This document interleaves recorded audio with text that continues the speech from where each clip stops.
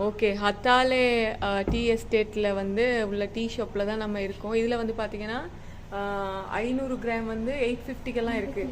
இதனுடைய டீ பவுடரை கொஞ்சம் பாருங்களேன், குவாலிட்டியை வந்து இப்போ போட்டால் இலை மாதிரியே இருக்குது. இப்போ நம்ம எல்லாம் யூஸ் பண்ணுற தேயிலை பார்த்தீங்கன்னா இந்த பவுடர் தான், இந்த தூசு மாதிரி தான் இருக்கும், இந்த தூசு மாதிரி தான் இருக்கும். பட் இதில் பாருங்கள், இது இப்போ இதெல்லாம் வந்து எக்ஸ்போர்ட் பண்ணுறது நம்ம நாட்டிலேருந்து. பார்த்தீங்களா எப்படி குவாலிட்டியாக இருக்குன்னு.